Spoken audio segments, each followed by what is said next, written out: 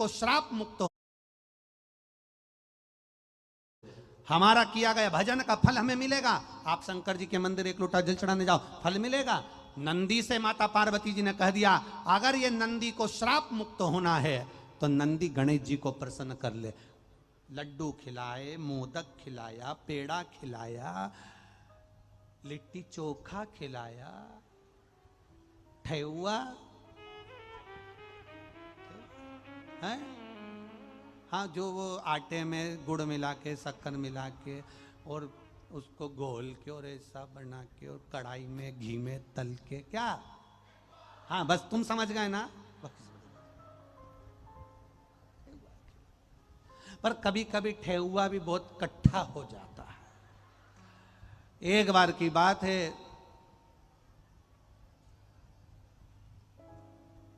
ये सिलीगुड़ी साइड हम जा रहे थे और छठ का पर्व पूरा हुआ था और वहाँ एक कार्यक्रम था एक दिन का, तो हम वहाँ जा रहे थे। तो एक छठ पर्व होने के बाद में पवाया, गणेश जी महाराज खाते गए खाते गए खाते गए, सुख का अनुभव हुआ, पर गणेश जी महाराज प्रसन्न नहीं हुए, प्रसन्नता नहीं।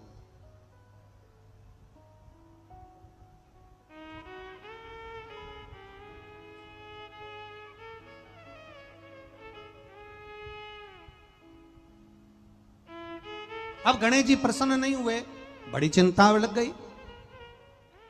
बड़ी चिंता। कई लोगों को लगता है, अब कई लोगों के मन में भाव आता है, गुरुजी हम आए हैं कथा में, प्रसन्नता का भाव रहता है कि चलो कथा सुनेंगे, आनंदता रहेगी, प्रसन्नता का भाव रहेगा, कथा सुनने आते हैं, भाव से बैठते हैं, जगह मिलती है ना मिलती है, बैठे आनंद पाया, चल देते। वो तो देवाधिदेव महादेव की बड़ी कृपा रहती है, जो 2 बजे कथा चालू होती है, 5 बजे तक चलती है और 2 बजे से 5 बजे के बीच में मेरा भोलेनाथ तुम्हारे ऊपर बादल की छाया नहीं अपना आशीर्वाद कर देता है, तो छाया बनी रहे। आज कथा का 3रा दिन है और 3 दिन से लगातार बाबा की छाया, बोलो सही है कि गलत है, छाया बनी रहती है और वो कथा सुनाता रहे। ये तो कृपा है। आते हैं कई लोग कथा सुनने के लिए, कई लोग कथा में बैठते हैं, कई लोग कथा में बैठते से अपना मन लगा लेते हैं, कई लोग कथा में बैठते से अपना दिमाग लगा लेते हैं। मन लगाना और दिमाग लगाने में अंतर है। कथा में बैठो तो दिमाग लगाओ कि मन लगाओ? अरे बोलो जम के, मन लगाओ।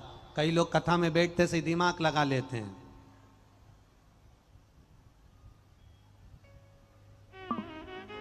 दिमाग लगाकर देखते रहते हैं मोबाइल कौन सा है, ये श्री शिवाय नमस्तुभ्यम बोलेगी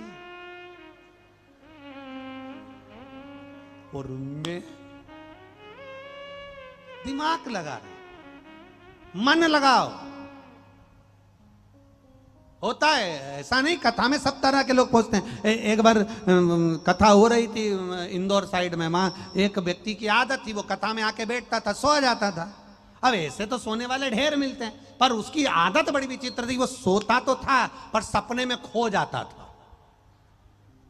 अब हमको नहीं मालूम कि इसकी ऐसी आदत है कि सोएगा और खोएगा। वो तो बढ़िया आगे आगे ऐसा, ये क्या बोलते हैं इसको आप लोग जो आगे बैठते हैं ना, डी। अब वो भी अच्छा भी है, सब दूरदर्शन कराए, गणेश जी प्रसन्न नहीं होते। गणेश जी प्रसन्न कैसे हो, करे क्या? आज बस नंदी तो नंदी था, बेल तो बेल था, और नंदी बेल हरी हरी घास खा रहा था, हरी दुर्बा बेल खा रहा था, घास खा रहा था। इतने में गणेश जी आ गए, और गणेश जी आए और गणेश जी ने आते से ही कहा नंदी से, नंदीश्वर आज तुम मेरे खाने के लिए कुछ नहीं लाए। नंदीश्वर को आ गया गुस्सा, रोज तो इतना खबा रिया, कभी लड्डू कभी मोदक कभी कुछ। नंदीश्वर ने दूबा उठाई, घास उठाई और गणेश जी को दे दी, लो ये खा लो। जैसी दुर्बा गणेश जी को दी, गणेश जी ठहाका लगाकर मुस्कुरा दिए, गणेश जी प्रसन्न हो गए, प्रसन्न। बस गणेश जी प्रसन्न हुए, पार्वती जी ने वर दे दिया, नंदीश्वर मैं तुम्हें श्राप से मुक्त करती हूं। उस दिन से आज तक नियम बना है, गणेश जी दुर्वा से प्रसन्न हो जाते हैं, इसलिए गणेश जी को हरी हरी दुर्वा दी जाती है। गणेश जी को दुर्वा चढ़ाई, प्रसन्नता।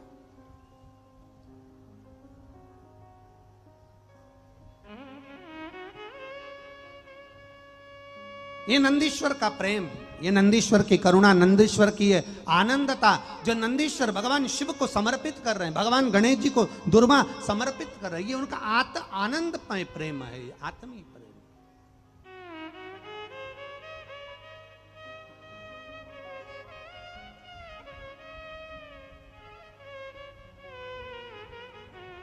इसीलिए कथा कर